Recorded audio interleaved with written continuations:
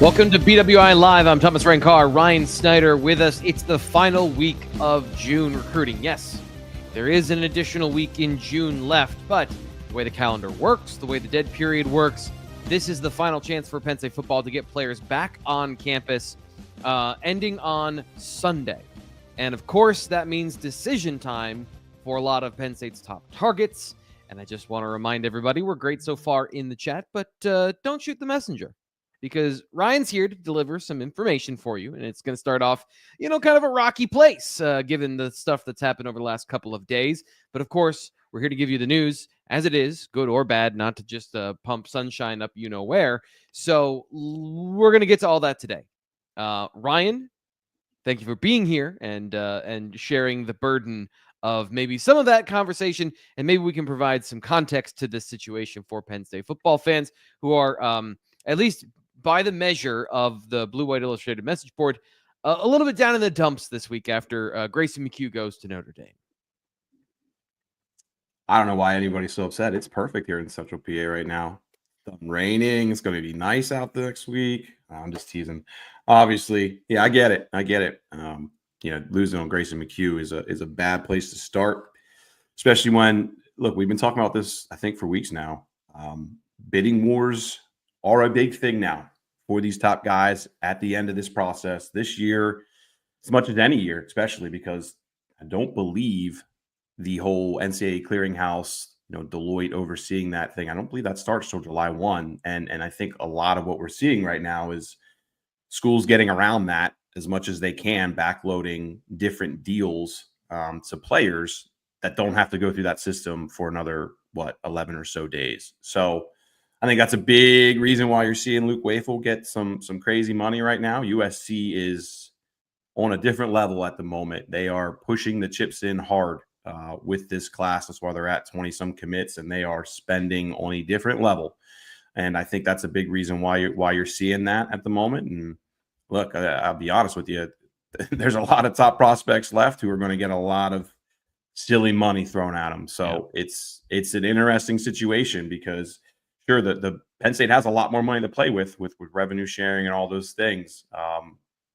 But a topic we've discussed for a long time is that Penn State isn't quite on the level of some of those other schools when it comes to outside funding, collectives and all that stuff. And that's still going to be a big part of this. And I think that's a big part of what you're seeing right now. They have money there, but a lot of this just comes down to schools having what we call whales, right? I mean, diehard mega fans with silly money to throw, and they don't care.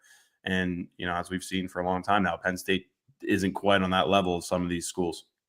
So let's get into the news aspect of this, and then we'll kind of dive into the individual topics. And as best as we can, we'll get into some of the reasoning behind these. And so let's start with Grayson McHugh, as we just mentioned, the 2026 offensive lineman. For some reason, I had to give myself a second there to remember it's 2026 offensive lineman. Not arguably Penn State's top target on the board at offensive line, decides after his Notre Dame visit to cancel his Texas visit and to commit to the Irish. So Ryan, how did this one come down? I don't know that you know all this information, but it's hard for Penn State fans on this side to understand money, fit. He just liked Notre Dame more than Penn State. Like, how does all of this work out, and how do you, I guess, assess these situations as you're gathering intel? This isn't a money one. This is just Grayson McHugh wanted to go to Notre Dame, period. End of story, really. I mean, I'm not saying that they weren't, he's not getting a good deal or anything like that, but this is why this one hurts. I understand, some of these other ones coming down the road that, they are probably getting substantially more money than what Penn State wants to do and how they've always done it. But Grayson McHugh's an academic kid. This is a throwback recruitment. And that's why this hurts. I think at the end of the day, he saw a better academic fit at Notre Dame and maybe just football reasons as well. I mean, he does go to LaSalle. There's correlations there between his high school and that setting and kind of how Notre Dame does some things. But that's why this one burns. And this will be one that, we'll see where things go with the Carter Meadows of the world and the Ian Nachos and all those other top guys still out there. But this was one of those ones that I never thought it was going to be about money. And I don't believe it is about money. I just believe he wanted to go there over Penn State. And that's why that hurts, because again, this is kind of a throwback recruitment in a lot of ways, one that, we would be talking about relationships and academics and all those things, 6, 7, 8 years ago.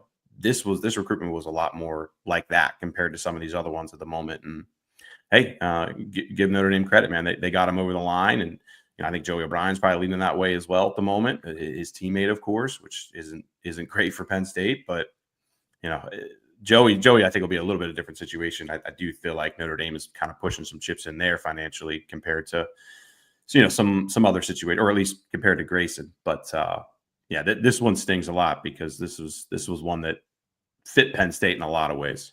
Yeah. And so let's just get to those next two guys you mentioned. Joey O'Brien set to decide tomorrow. That is Friday if you're watching this on replay, or if you're watching it live. Either way, I'm referencing Friday. And then Khary Adams also received an industry prediction to go to Notre Dame.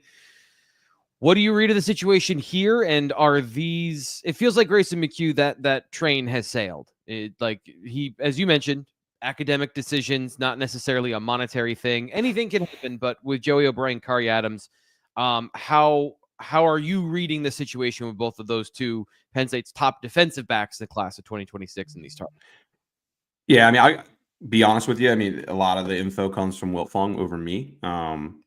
It's been very tight-lipped with all these recruits, and they get that way at this time of the year, right? I mean, they don't really have a lot to gain from talking to different media members and sharing a lot of things. So that's where our national guys like Chad Simmons and Steve come in handy, because they have connections to all these different schools, right?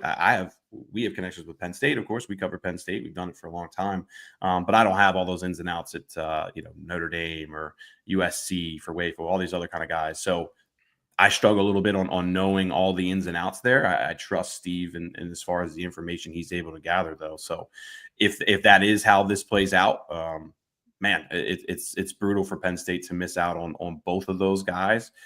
Khary Adams was a guy they absolutely led for at one point. Joey O'Brien was a player who came to Penn State, I think, 3 times and had a lot of momentum during the season in the fall with him. And that recruitment always felt like one that, man, Penn State really needed to get. I'm talking about Joey, for example, really needed to get him over the line kind of before we got to this point, just because of the momentum that they had. And, we knew he would go on the 7-on-7 scene and be excellent. And I'm not saying that had a big impact on, how things have played out, but I think his OT7 performances and how he has done there has helped lift him in the rankings, right? I believe he's a 5-star now, 24/7. And look, the reality is while these rankings only mean so much, and they do have an impact on financials and how schools approach some of these guys. So yeah, it is kind of what it is there. I still feel like Khary Adams is a player that Penn State can plug away at, if he does end up at Notre Dame. And don't get me wrong, they're going to keep recruiting Joey O'Brien. They're going to keep recruiting all these guys. Right. But to me, when I look at kind of where things are trending and who players they'll circle back on, try to get the visit later, can maybe flip at the end. Khary still feels like someone that they could do that for. He admitted multiple times. He admitted after his first OV that Penn State has been a leader for a long time, and things seem to be switching a little bit there. But time will tell on that one. But I know fans want all the answers right now on why things are trending in different directions. I don't have all them at the moment, but I trust Steve and those guys and what they believe. Gotcha. And just one comment that I noticed recently when it comes to Joey O'Brien and Khary Adams. We have people that do a great job. Ryan does a great job. He just mentioned Steve and Chad and all the guys on the national level that do a great job and are plugged into these conversations. These kids still want to make their decisions. They still want their decisions to be an event and something that isn't predetermined. So when you see Joey O'Brien and Khary Adams throwing out graphics for Penn State, or I think it was Khary Adams was on his official visit to Maryland when some of this news broke, and he's like pushing back on the narrative that it's already done, that he's going to Notre Dame. That kind of cuts the knees out of it, pulls the wind out of the sails of his moment, right? So I think there is this kind of like maybe a feeling of hard feelings for certain Penn State fans when they see that and they feel like they know what the answer is. These are, to me, that's how I read those situations of guys that just want their their decision not to be decided for them publicly before they get to do that. There's a reason we don't go live before a player has made his decision here with any of the information we do on our when a player gets to commit to Penn State, because that's their moment, and trampling on that is not, it's not a cool thing to do. So I would say, like, if you think that they've burned bridges or they're, turned their back and they're not coming back, listen to what Ryan's talking about. Like, there's a long way to go between now and National Signing Day. Of course, we mentioned this already. Can you get into some of the details that we know publicly? Again, this is coming from Steve Wiltfong about Luke Wafle's situation between USC, Ohio State, and how that's played out.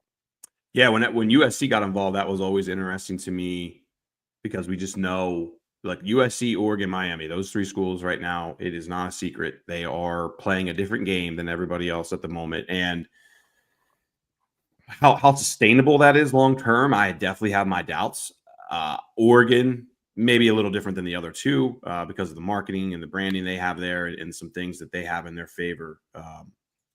Miami and USC, I just, the way they're offering guys, the finances they're offering guys, I just wonder how long that can really last before it kind of could potentially blow up in their face. And look, I mean, there's it's interesting, man. The locker room dynamics are incredibly important. It's an incredibly important thing to Franklin. Luke Wafle right now is supposedly being offered about $1 million a year, which is beyond what I expected. I thought 5, 6, I could see that 7. Mm-hmm. And I think Penn State's even willing to push into, I don't know. Let me clarify. I don't know that for sure, but I know Penn State was willing to be aggressive there. But $1 million to a recruit is not something to a freshman, or would be freshman, a high school senior. That's not something they've ever really done. That's why I've always been very lukewarm on Manu Iheanacho, and I still am. I know he had a good visit, and I know academics are important, all those things, but I just think that at the end of the day, there's going to be some schools here that take a different approach and have outside backing that Penn State apparently doesn't have, or hasn't really had for a long time. Let's be honest about that. Yeah, and that's we're seeing sometimes where it's not just a little difference. There's situations where it's almost double. It feels like. So I think that's a big thing with Welful. I thought obviously his brother's here, right? I mean that was always Penn State, Texas, Ohio State were always the schools for a long time in this recruitment. But I think USC just said, hey, we're going to take a different approach here. We know coming out to the West Coast is probably not ideal and all those things, which I still don't know that is. But when they're offering money on a completely different level, that's where you start. And I think Ohio State, who does have a little more of that outside backing and things like that, they are willing to, I don't know if they're going to maybe match what USC is trying to do, but if they can get somewhere in the ballpark and you still go to an elite program, that obviously develops and all those things, I think that's a big part of why you're seeing those two schools ultimately emerge. So, it's a situation that I'm not surprised about. The amount I'm a little surprised about, but I always kind of thought that this could. I mean, we've said it before. With you said it multiple times on the show that you were concerned in terms of like who was going to drop a bag for Luke Wafle, and that's exactly what happened this week. Like, call your shot. Like, you nailed it on this one. And so Reginald Johnson has this question. I have a twofold question here for you that I want to piggyback off. He says, when will we ever push the chips in for a prospect in terms of Penn State going to those levels of maybe it's not $1 million, but is it 750? Is it 8? Is there any? And then secondarily, you mentioned the clearinghouse and all those things and revenue sharing. I understand that the outside NIL money, just like it's a floor now, and there's still that ceiling that's unlimited with NIL. But does that floor help Penn State at all get the number close enough to say a base salary is X, we can commit X dollars and get you close to that number, where now it's like, I understand, like, I've never had to make the decision between 1.2 and 800, but in these theoretical terms, is that a situation where Penn State could push the chips in? And then do you think they'll ever get there? Or is this just a kind of a philosophical thing that James Franklin believes in when it comes to high school recruiting and allocation of resources on a football team? It's probably a little bit of both, honestly. I just don't know that the outside support is there for it. It hasn't been there for a while. And like I said, I see a lot of people on message boards are always like, well, us as a fan base, we got to get together more. Everybody needs to rally more. Like, that's good. And that it is important. I'm not trying to downplay it, but what's just as important is having, 3, 4, 5 wealthy, beyond wealthy people who are just 100% committed to this program. And yeah, Penn State has that. They have some of that. I mean, a lot of those people are also the ones donating to the stadium and all those things, right? But there's only so much that can go around. I mean, let's be honest too. Like that is a massive outside.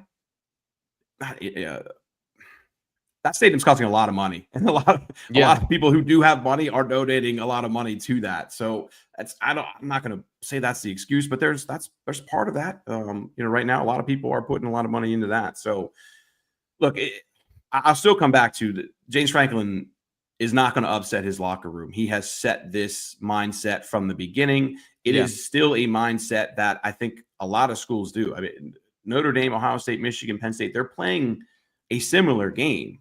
Ohio State just oftentimes has a little bit more of that backing where they can go in for a Jeremiah Smith and some of these highly coveted guys. Where USC's to me, this is a sign of desperation. Like, USC doing this is not a sign of program health. This is a sign of Lincoln Riley, who's been there a while and hasn't gotten results in the Big Ten and wants a shot in the arm. As you mentioned, this feels unsustainable as opposed to Oregon, who's been doing this systematically within a structure for a couple of years now. Same with Ohio State. If you suddenly roar to life when it comes to these NIL things, I don't necessarily, unless there's some behind the scenes things that I'm not aware of, like this feels very Texas A&M, feels very, some of those other schools that have flashed with their NIL money and then still just disappeared. They don't have the structure and the program backing and all the other important things that NIL can then enhance, is how I see it. When you set a silly high floor with recruits, like, it's not like they're going to just stay there. They're going to expect to get more. And then you're just setting this expectation of, continuing to get more. And it doesn't help your locker room setting. There's a lot of, like, let's look at Miami, right? Miami's been doing this for a couple of years now. Have they gotten better? Sure. They were able to pull in Cam Ward, and that was a major reason why they had a decent year last year, but they still haven't gotten over the hump. They didn't Texas A&M didn't get over the hump when they tried it. And it's not like this is the first time. USC tried this a couple of years ago. Yeah. Like Kyron Hudson, who's at Penn State right now, like, he was offered some silly promises that weren't kept to him. That's a fact. That's known.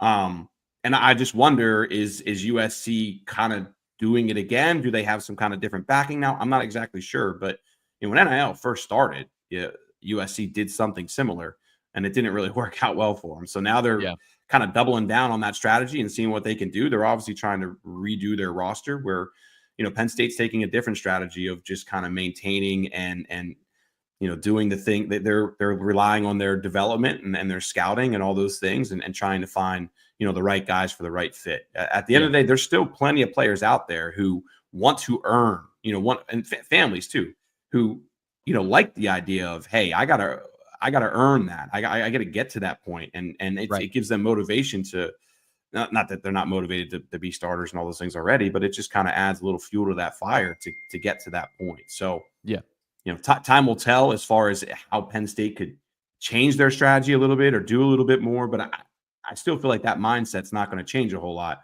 I don't really have a whole lot other to say than that.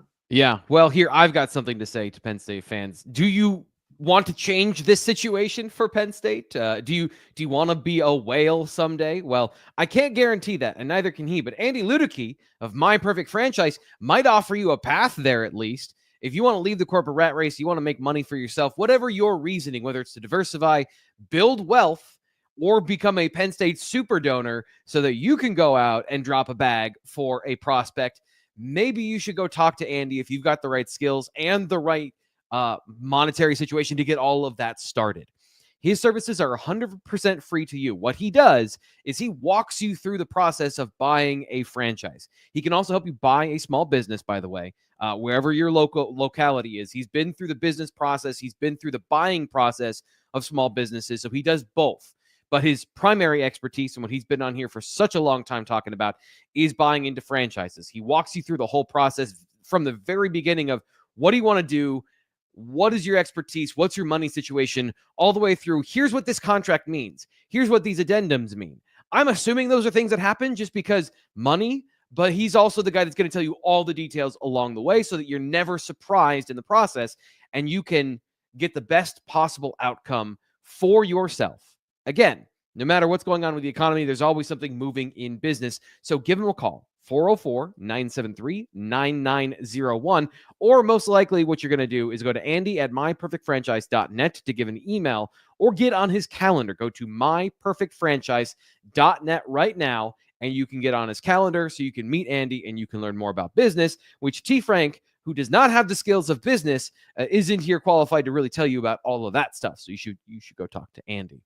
Also today, our show is brought to you by the Happy Valley Brewers Fest, which is coming to State College in exactly 1 month, Ryan. Very excited for this. That's going to be the week after Arts Fest, July 19th, 2025. The Happy Valley Brewers Fest is going to be in the Porter North lot right across from Beaver Stadium. So if you're coming and you want to see what all that money's going to, you can check out the renovations on the stadium. Go to the west side. There is an entire new building, basically. It's being built on that side of the stadium. It's super interesting to go check out. So if you want to come back to Happy Valley this summer, it's beautiful on a day like today. It's the best place to be in the world, in my opinion, when it's nice out, and it's beautiful in July. So 3 p.m. is when the VIP area opens, 3 to 4 p.m. You can buy those tickets now. Both general admission and VIP are available.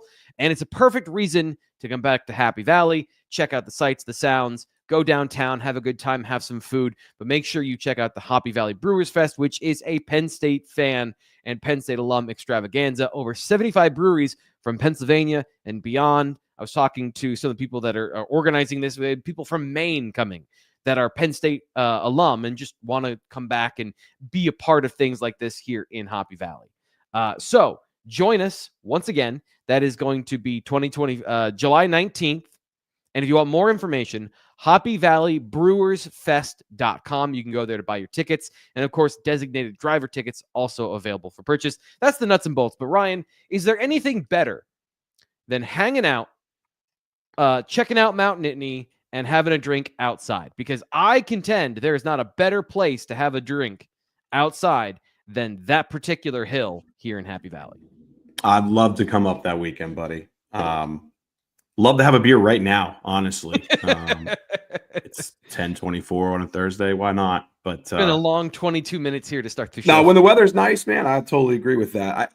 I'm also one of those guys that's like, man, July 19th. Oh, I'm a sweater and a day drinker when I day drink. So humidity, I don't do well with that stuff. But I'm sure it'll be a good time. I'm not a big IPA guy myself, if I'm being honest with you. But I do enjoy, Anti-Fragile, and some of those places have some really good stuff. So you guys will have a blast. Hazies. I like stouts. I like anything that has a thickness to it. You're crazy. Where do you think this chest hair came from? You think I just got it by drinking shandies? Come on. Genetics, but go on. Well, that too. Yes. Yeah, very much so. Well, actually, I'm going to be passing the ball back to you because we got to talk about this happens every year, right, Ryan? We have this conversation of Penn State gets some bad news, maybe even a week of bad news where some of their top prospects go elsewhere. And they haven't, but to be clear, Grayson McHugh is committed to Notre Dame. The other guys, Luke Wafle committing today. Nothing has said yet that he has committed to Ohio State. Those are just what we're reading in the tea leaves. But there are other players that are equally talented still out there. Guys like Damari Simeon, Carter Meadows, especially along that defensive line. I guess what's your read of the situation, the remaining players, and Penn State's position to recoup some of these losses, even if they were in line for some of these top talents? Who are the other names that Penn State still has a shot with that you feel like there's a realistic chance that this player could end up in Happy Valley, or Happy Valley, I should say? Yeah. Meadows will be interesting. He's another 5-star defensive end, right? You want to talk about priorities that are, coveted positions that schools can get aggressive with. That's one of them. I've honestly long thought that Michigan's probably the school for Meadows, just the way, sources talk about him and kind of how his family's talked about things. I do kind of feel like he's probably leaning in that direction. Time will tell. Stansel, I think he's probably going to Clemson. Once he got that Clemson offer, that was a difference for him. Clemson's very conservative in the way they offer. So the fact that he got that last month was big for him. I think he just took his OV there this past weekend, and I'm sure it went really well. So, those two guys there. Simeon's just quiet, man. I got a text from him the other day to do an interview, and then never got back to me to do the interview. I just can't get him on the phone to save my life. But a lot of these, I know he's another one who has quality agent behind him and things like that too. So I'll be curious to see where things go. It's I see Z-Man in the chat like, we need some good news, Ryan, and good news is going to come. I just can't stress enough about this period now. When we get to the end of these OVs, how hard it is to gather information, one, and predict information, two, at least on our end, when I'm getting it from, one school perspective. And then, obviously you develop relationships with all these parents and players and all that, but they often go quiet and they should. And especially because they all have agents around them now too. Like, let's keep that in mind. Like, they have, a lot of them have professional backing agents. So this is a negotiation time, and you don't want to be giving away leverage if you really like a school. And it's like, I'd love to go to that school, and suddenly things change. Yeah, it doesn't. There's a lot of them are basically told, we do this with the transfer portal too. Like, people are always looking in the portal, right? Like, looking for information, and they're very quick recruitments, but they're hard recruitments to track info on, because one, if you're Penn State, you don't want other schools knowing details. And it's kind of similar right now as well, where, just the information that everybody wants out. They want as little information out there on both sides as possible, right? So it just makes it really difficult to say, hey, I'm looking at this guy, I'm looking at that guy, I'm hearing this, I'm hearing that, because really there's not a lot to hear. Sorry, I didn't put my phone on mute if you can hear that pinging. So we might have like 25 more of those before the end of the show. What I always stress all the time, one thing that always bothers me about our industry is, like, people can't admit they don't know something. And I'm the exact opposite. And I'll be honest, like, again, there's a lot of things we're trying to figure out right now. I can't get people to open up about, and it makes it difficult. And I know fans don't want to hear that. And obviously it's my job to get that, but just from doing this the last couple of years and knowing what this is, I mean, this is a 3-week period of just craziness, and it's really hard to pinpoint, this is where this is trending, this is where that's trending. Even like yesterday, right? Steve puts in a pick for Ohio State and then comes back 3-4 hours later saying, oh, actually, this is a bidding war between USC. He's kind of like, I read that as hedging, on kind of his pick, and we'll see where Ohio State goes with that. But there's just a lot of that going on right now. I'm sure there's still a lot of that going on with Joey O'Brien, Khary Adams, some of these guys who are getting ready to decide sooner than later. So it's just really, it's a hectic period where everybody wants answers. Everybody's trying to figure things out, and just the chips are moving so fast in different directions. Beard and Broke 92 says, more bad news. The Brewfest can't come soon enough. Yeah, get your tickets now. Make sure, because if that's the barometer, just by the first 28 minutes of the show, I'm not going to say they're sold out, but there better be a rush on tickets if that's going to be your barometer. And we'd love to see, by the way, if you go to the Brewfest, make sure you tell them they came from the BWI Live Show. That's where you heard about it.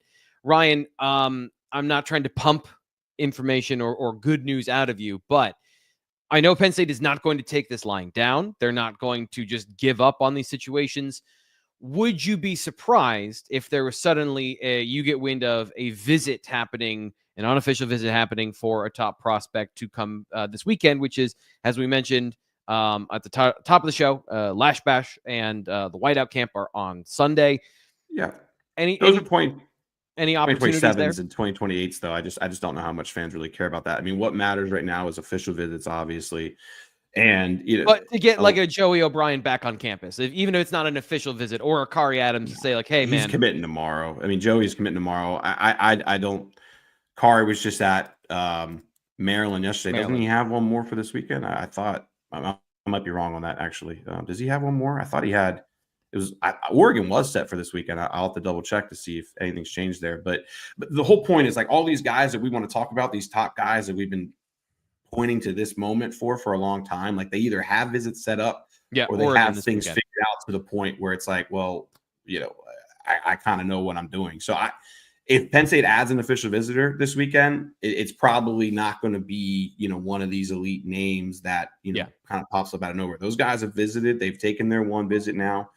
And we just have to see where things fall. So I will say, we continue to hear that Dorian Barney's in a decent spot. But that's another one where, we're at this point now where I don't know who's offering him what and the domino effects of is going.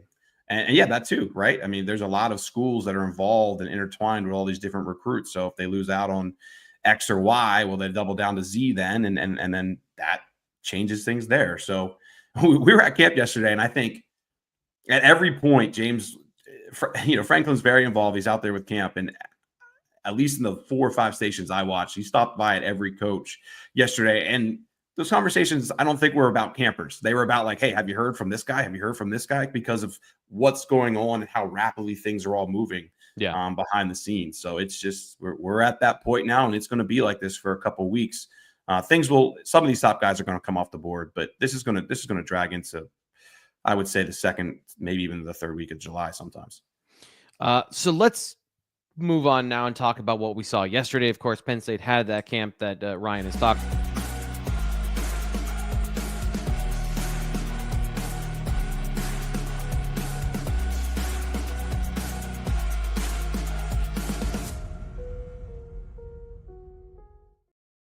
Sometimes I surprise myself with my intros. I forgot about that one. So Penn State had a midweek camp on Wednesday. There's going to be another one, a 7-on-7 camp tomorrow, and then of course the whiteout camp on Thursday or Sunday. God, I'm getting my days mixed up. Sorry. So let's start with what we saw yesterday. You spent a lot of time with the O-line and the D-line. So what did you see out in the camp with the players that were there? Yeah, very impressed. Very, very impressed with Isaac Chukura. Man, his hands are on a different level than I understood. Abraham Sesse too. Like he has a lot to learn as far as leverage and using his hands and things like that. But he has that explosion. He has that ability to dip and all those things that you can't really teach, right? So that I think that's a massively important trait that Penn State sees in him, and obviously would love to develop. So this is my first time seeing Abraham up close, which is. Probably should have seen him by now because he's from Downingtown West, but was really just impressed with his ability to cut inside and dip and do all those things the right way. Like I said, still has a lot to learn as far as hands and leverage and all that. But Chukura, in my opinion, was maybe the most impressive player. But I would say definitely the most impressive player out of offensive and defensive line. I just think his ability to use his hands, quick feet, throw guys, in uncomfortable positions, get them out of, get them leaning and things like that. That was, in my opinion, the takeaway from this, O-line, D-line session yesterday. And there were some good O-linemen there too. I didn't realize Brody McNeil was there. That was the one guy we were missing. We knew Lucas Rowe was there. Leighton Von Brandt was there. Who am I missing? I'm missing one other guy as well. Reed Ramsier from Florida, who took an unofficial visit for the Blue-White game earlier in the year. So, 4 quality linemen who are going to play at the highest level in college football, which is actually a pretty good showing for a midweek Wednesday camp. Penn State's had mixed results with these midweek Wednesday camps in the past. So I thought the O-line, D-line group was actually pretty good. Also, Stanley Montgomery is a 2027 defensive lineman out of Philadelphia to keep an eye on. I thought he was pretty good. I don't know who's, Penn State still wants to keep gathering information on him and all that, but he's up to 10 quality offers now. And, just some of the bursts and ability that he has that we saw yesterday, I think he's a player to keep an eye on. Gotcha. You were with them. I spent most of my time with the wide receivers, DBs, and quarterbacks. Interesting group. I was excited to see Julian Peterson and Matt Sieg, Penn State's defensive back commits in the class of 2026. Of course, they start out doing some drills. I think Peterson got nicked up pretty early, and nothing serious. He was walking around. He seemed fine, but just one of those like, I don't need to do this, so maybe I shouldn't. So then it was Matt Sieg, and Matt Sieg got to the one-on-ones, and I think he also on his first rep tweaked something, and then he was done for the day. But got to see him go through drills, see him up close and personal. Obviously, we knew he was a great athlete, but when you see him in person, the frame and the athleticism is fairly clear. So there was I would say, a good representation of Penn State's class and what they were looking for from the athletic side, because those are the two of the guys that I think had upside when it came to like the athleticism in the profile. Obviously, Sieg is highly ranked both in Pennsylvania and in the class. And Peter Bork, if you're watching here on the YouTube channel, Peter Bork was there, the 2027 quarterback, making another trip down here to Penn State. Looked good for the most part. Everyone was missing. If you're watching, everyone was missing on these out routes. Andy Kotelnicki had to kind of lay down the law because the quarterbacks were afraid to throw the ball to the sideline where he was asking them to. And everyone then got through those. But once again, the guy who stole the show was Jasir Rogers. His ball control, his body control, his burst, his agility, everything made him, that makes him a great prospect. He's able to show. There were times he was just showing off, like at camp, where I think he was intentionally running routes to see how much separation he could get, where he could get on the field, and then what he could do with the ball. I'm always impressed by his ability to play through contact and his ability to catch things outside his frame. Because there's that dominant side of a receiver that doesn't matter what size you are. If you can catch the ball no matter what, like on this particular play, I mean, these are the things that make a great receiver. Along the sidelines, body control, all that stuff. So no surprise, he's been a regular at camp, and he once again was clearly the best player among the wide receivers, DBs, and quarterbacks that were out at camp. Any other guys that maybe stood out to you? Any other things you noticed while walking around on Wednesday?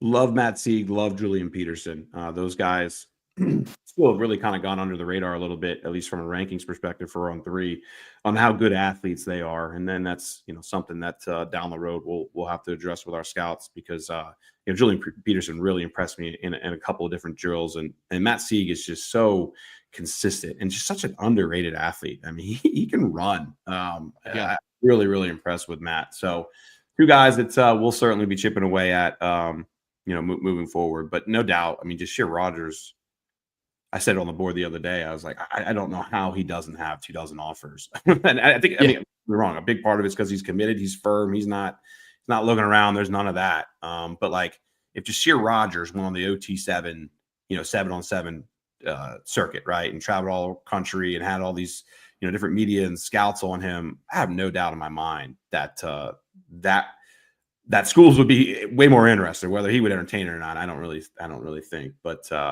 just an incredible scouting job by Penn State to get on him early, get his commitment, because the guy has some of the explosion, the speed that we've seen from, I mean, I don't want to say KJ Hamler, but there's I'm just trying to think of, who were some of their Blazers, but has the wiggle of a Tysier Denmark. And I don't know if fans have quite seen Tysier Denmark's ability to make guys miss yet.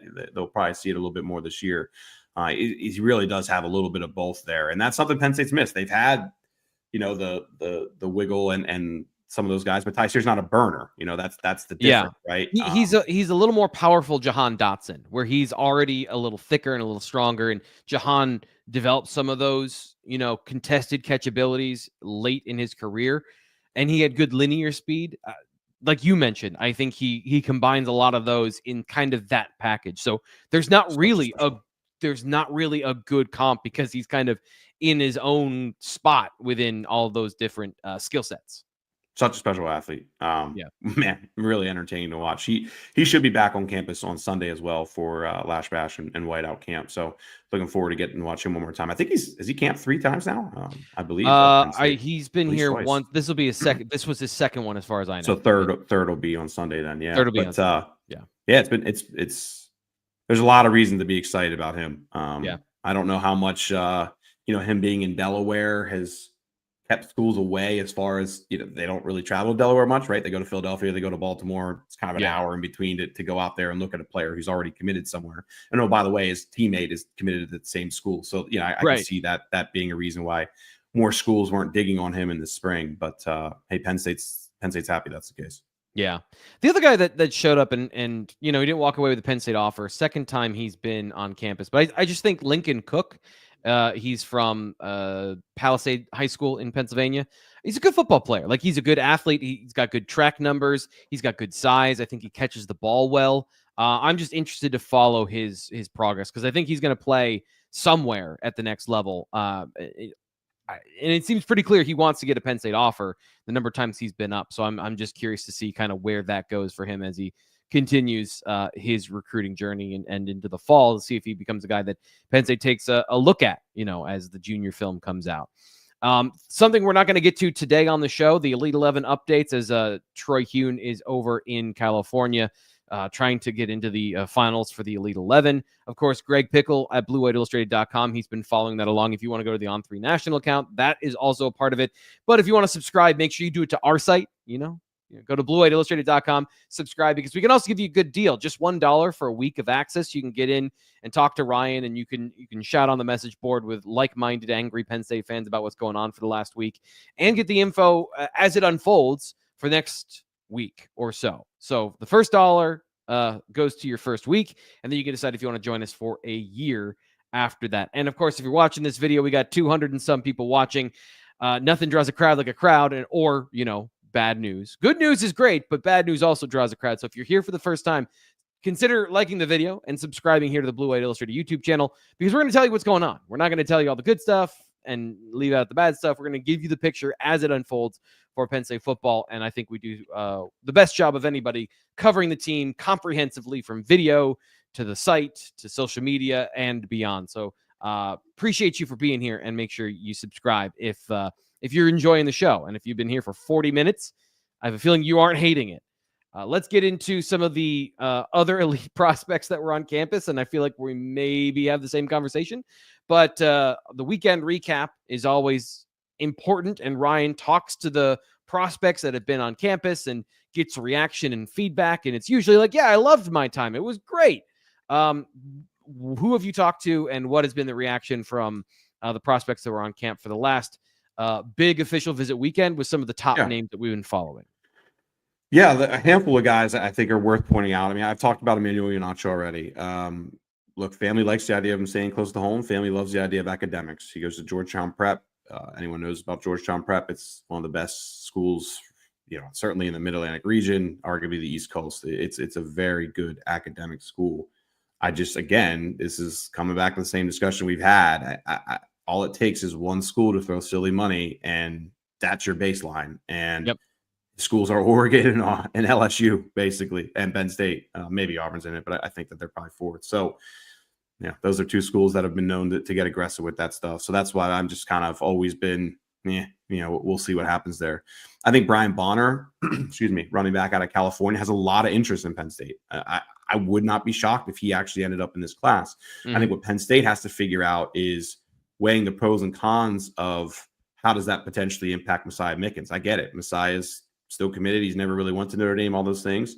If you think for a second that Jaywan Snyder is not still recruiting him, he is. Right. If you think for a second that Jaywan Snyder isn't having an impact on some of these other kids going to Notre Dame over Penn State, he is. So it is what it is on that. That's college football recruiting. It's just part of the job. So that's where I think Penn State stands with Brian Bonner. I think that they would like to add him. I think that they don't want to risk messing anything up with Messiah there and figuring out that over the coming weeks. That's really, I think, maybe what that'll come down to. I don't see a massive bidding war there for a running back. At least I don't believe on it right now. But, I do think he has a lot of interest in Penn State. So we'll see. Drew Evers, I wrote a story about maybe one of the best visits of the weekend as far as a school that really helped itself. Nick Evers, his brother, almost committed to Penn State. We've gone through this story before. Of course, his brother was a quarterback back in the 2022 class. That's long gone from now, but his family has always really liked Franklin, all those guys. Again, he's a guard. I don't really see that being like a massive bidding war that Penn State wouldn't be competitive in compared to, again, some of these other more premium positions like edge and offensive tackle, wide receiver. Then you have, Joey O'Brien, who can just kind of do a little bit of everything. So time will tell. I would still lean towards Ohio State with Drew Evers. He is going to Texas A&M this weekend too, I believe, which is where his parents graduated from. So I still kind of lean he ends up elsewhere, but that was a visit that, I did a ranking before our last OV and I had him last. And I would not, if I redid that ranking, which I did not get time to do this weekend, I'm sorry, I'm trying to build a Lash Bash list and all these other things. He would definitely not be the last guy on that list. He would be a little bit higher. So gotcha. Time will tell. Hey, I got to come back to T-Ron Richardson. This is a guy who is not ranked right now by Penn State. He really blew up here over the last handful of weeks, has some awesome shot put numbers, great explosion. His numbers checked out. I would not be surprised if he ended up at Penn State.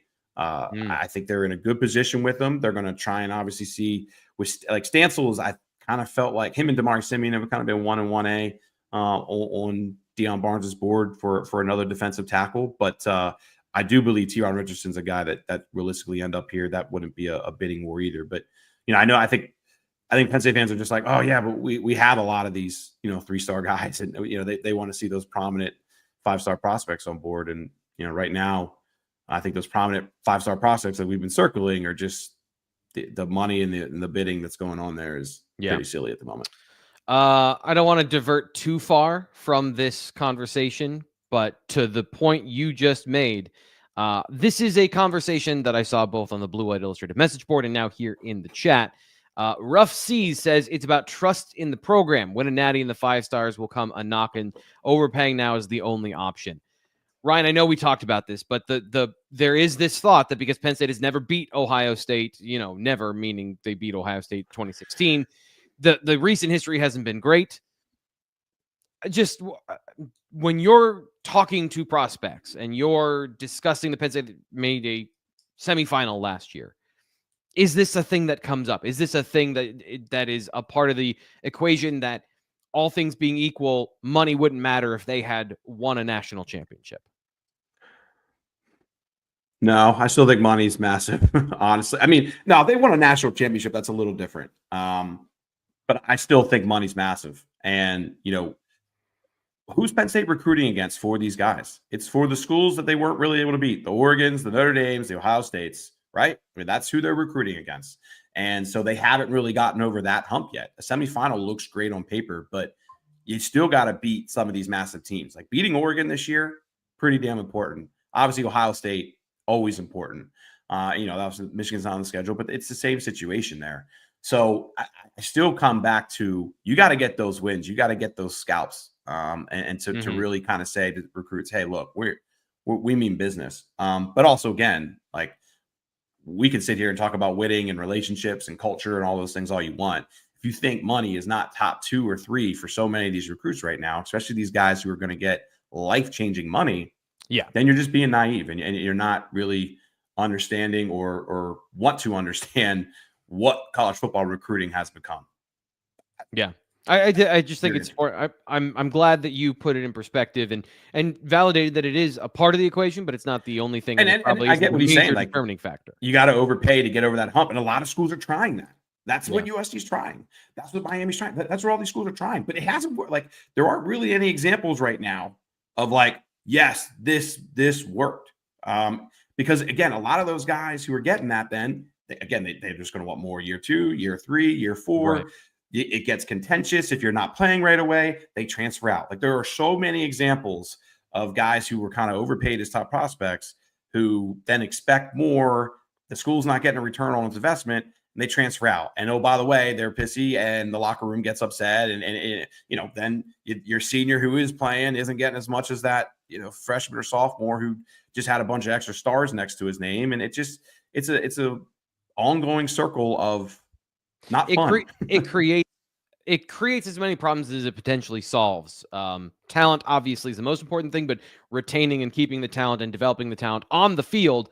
This is not the NFL where these guys come in as free agents, as finished products, or as guys that you can plug into a roster and just play. There is that part that these are 18-year-old kids that need development from a cognitive and technical perspective, and that is still a part of the equation, which we're not focusing on right now because money is the conversation. We've been not having this conversation about money on the show until now because, as Ryan and Fitz have pointed out, this is when the conversation about money are happening. This is why things are suddenly changing, and we have this news and we have all this stuff to talk about on this particular show. I'll be very curious, just real quick, like in 2 years, 3 years from now, how things look as far as landscape. Like I know schools are always going to be trying to find ways to backpedal money, whatever it may be. But like, again, we're in this weird period right now where the clearinghouse does not start until July 1. There's 11 more days for schools to funnel money basically from donors. And then, once this clearinghouse starts, then you have to, it's what market value and all those things. So I'm just curious to see in 2 or 3 years, are the Luke Wafles of the world getting $1 million? You know, because again, the schools, their pot of revenue share will only be so big, and it's going to all be pretty similar for the most part. There's only so much money to go around. Where I think a lot of what's happening right now is because there's this 11-day window before this starts. Some of these schools have, you know, just owners and whatnot who are just going to say, hey, this is our chance to push chips in. We're not going to get this chance much moving forward. Boom, you know, let's try it. So yeah, I don't know for sure, but I'm pretty confident some of that's going on. So let's talk about the players that are coming or already here, because Penn State is a midweek official visitor. And of course, there's the final weekend on Friday, Saturday of official visits. Names are not in that top boat. Those guys have already made their visits to Penn State, but there are still, I think, important players that are worth talking about because they might end up in the class. So who is coming this weekend, or who is here on campus for Penn State? Yeah, quarterback Danny Odom's already here. Originally a Pennsylvania native, went down to Florida to the First Academy. It's kind of a newer school. I don't know a ton about it, but you know, I think Penn State has always liked Danny Odom. You know, he had an OV set earlier in the year. He didn't go through with it. I'm not sure if Penn State changed it then or whatever it may have been, but he is taking a midweek. I still look at Dorian Barney as kind of the corner. I mean, obviously, Khary Adams, they're not going to stop there. But as far as, you know, realistically, who of the top guys, I would have Dorian Barney as the one to circle. And I think Danny Odom is obviously a guy that they're very interested in, you know, whether he's someone that they're pushing the chips in at the moment to try and get 4 corners in this class instead of 3. I'm not exactly sure. That's kind of something that I need to work on and try to figure out after this visit. Like, where exactly is he at on the board? We know he's somewhere in that kind of, I would say 5, 6, 7 age range, right? Like, kind of a mid-tier. Yeah, like, look, just let me clarify. Like, Brandon Arrington, that 5-star cornerback out of California, we always thought it'd be tough for Penn State to get. CJ Brunel was absolutely up there. Those guys, like, no doubt takes. He decommitted from Nebraska the other day, went to Florida. You know, that's done. Then you got Dorian Barney and Khary Adams. Those have been the 4, without a doubt. They're taking those guys. And then you kind of have this tier after that. And that's kind of where I put Danny Odom as far as, you know, so let's see how this visit goes. This visit will probably have an impact on that. But you know, this guy who also went to Oklahoma, I think Auburn, Ohio State, I think he has maybe Nebraska left. So, you know, he's got plenty of options as well. And I just haven't really ever got the impression that Penn State was really pushing the chips in there. So how does, you know, them pushing chips on other guys, you know, impact them as far as maybe getting Danny Odom? Right. I think it could. So let's see. Yeah, I don't know that he's a lockdown outside corner. I think there's some opportunity here. Just watching, and again, this is just my first impression of his highlight tape. Maybe he is a guy that transitions to safety. Good frame, obviously physical. I didn't see explosiveness and high-end speed, but that sometimes film is, you know, not entirely reliable to kind of get the exact details there. So I think that's maybe part of the context there. So then this coming weekend, let's start with Pierce Peterson. Because it feels like Penn State's tight end room, we haven't really talked a lot about it. I know we made the joke last week of you took 3 last year. So where does Pierce Peterson fit into the equation for Penn State? Yeah, for a numbers perspective, if Penn State didn't get a tight end this year, it wouldn't be the end of the world. But let's clarify, like, this is a very important recruit for them. And you know, the more I learn, the more I dig on him. He's an incredible athlete. What he's able to do with long jump and different things. I think he's already a 1,000-point scorer as a junior. You know, which you don't really see too much in basketball. Like, he is a special athlete. So he is a very important recruit for Penn State and somebody they do believe they're in a good spot with. You know, he made the other day Iowa State's out. It's down to Penn State and Minnesota, and I do think Penn State, with a good visit this weekend, should be able to get him. This is a guy that really since the spring I've kind of had circled as, you know, one that I think is trending in Penn State's direction just from different feedback from different people. And Pierce has also spoken very highly of Penn State. So if I have one guy on campus this weekend that I think could, you know, maybe make a commitment on Sunday, Pierce would be that guy. And then again, like, let me just stress, I know tight end is very deep and all those things, but he is a massively important player for Penn State. He is more important on that board than I think I realized a couple of weeks ago. So time will tell. I get to the tight end board's deep, but your tight end room's deep. But yeah, you know, this is still the transfer portal era. That could change very quickly in January, and that's why Penn State's not going to, you know, they don't want to take a year off at any position really, even though they had 3 last year. 6'5", 190. He is going to have the most wild before and after photos when he's done with college. 6'5", 1. He's rail skin there. Rail skinny, I should say, on the on those highlight videos. If he's a guy that gets to 255 pounds, I want to see those photos when he's done. Any other players you want to talk about? Do you want to get to Lash Bash then and talk about 27 and 28? Yeah, they're bringing. I'll just mention. I mean, they're supposed to bring in Cam Brickle, defensive lineman, originally out of Philadelphia. He's down at IMG Academy now. I still feel like there's a couple D linemen ahead of him on the board. Ohio State put themselves in a pretty good position with Brickle. A couple of our guys there were close to putting in picks with Brickle recently.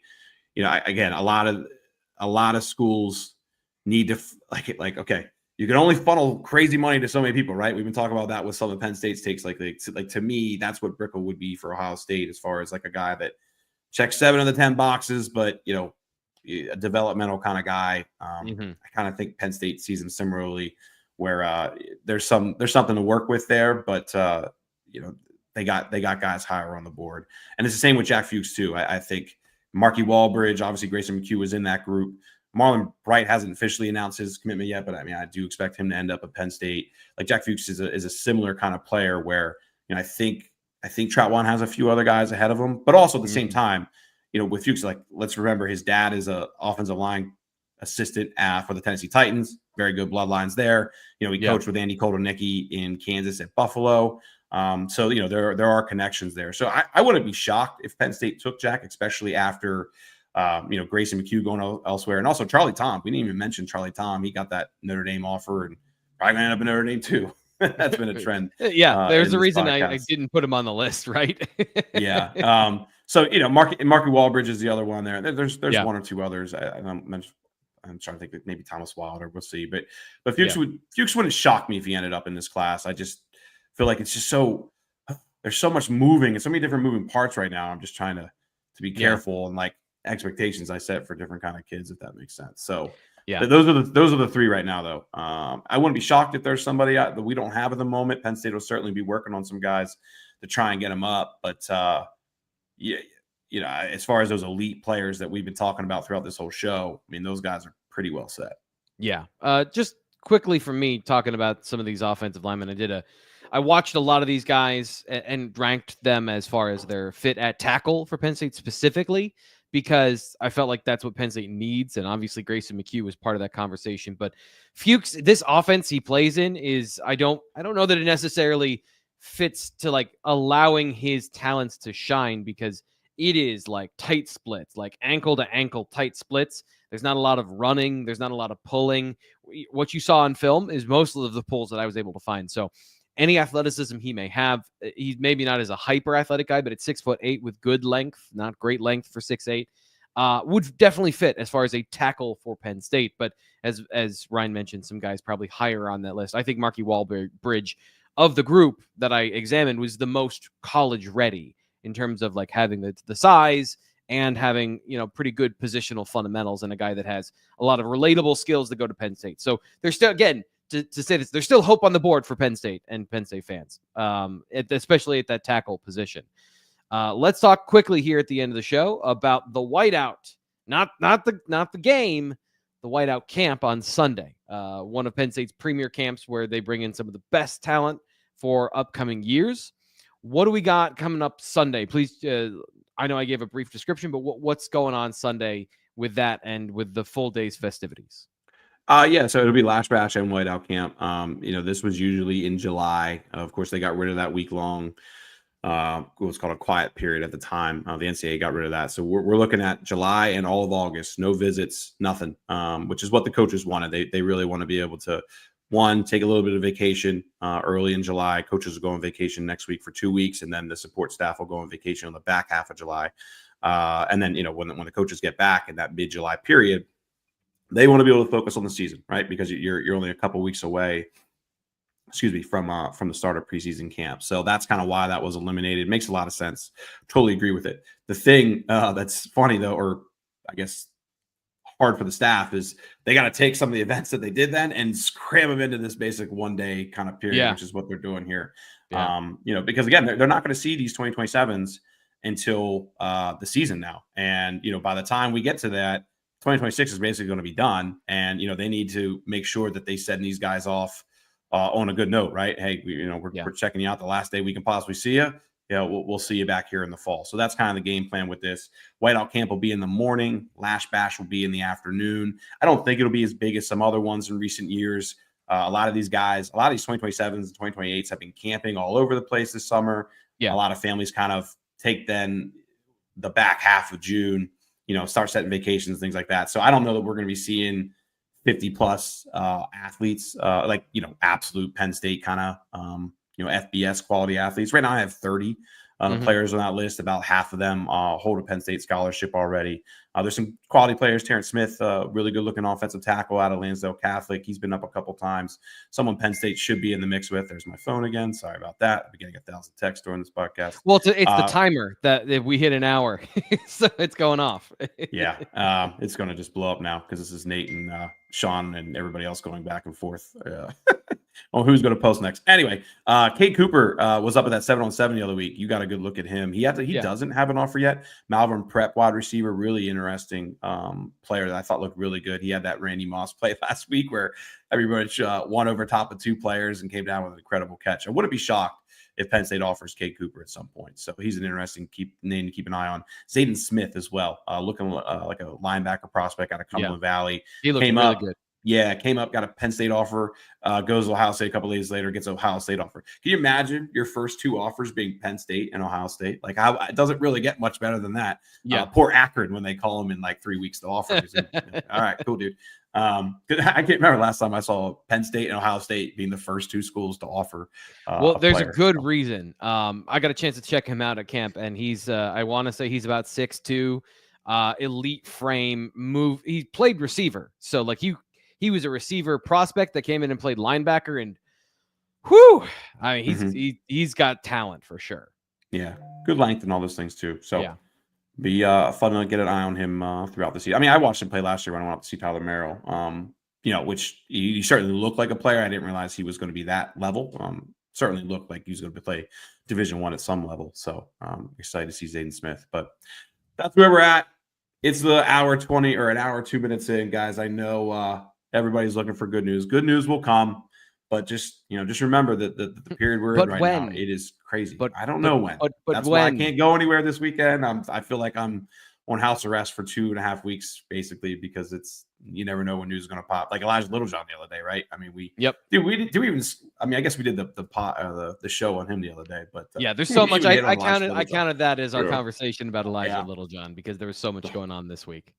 So we'll see where things go. Go ahead. Take us out, T. Frank. Yeah. Just remember to follow us. BlueWhiteIllustrated.com is the place to get that information as we're at these camps. Of course, there's a 7-on-7 camp tomorrow, which we'll be at. And then we'll be giving you updates throughout the weekend. And again, the best place to go for when news breaks, even when it's not out there publicly, is BlueWhiteIllustrated.com on the message board. Ryan does a great job. Fitz does a great job. And everyone at on the site does a great job of being a community of people that are going to feel the same way you do about that news and information. So you can go and find people who are also excited, elated, frustrated, meh. All those feelings are expressed over on the board. So whatever you're looking for, you can definitely go find it there, along with great content, articles, and insight, all those things. I'm Thomas Frank Carr, Ryan Snyder. This is not the last time you've heard from us. We'll be back at the very minimum next Tuesday, talk about all this and Penn State football here on the BWI Live Show. We'll talk to you.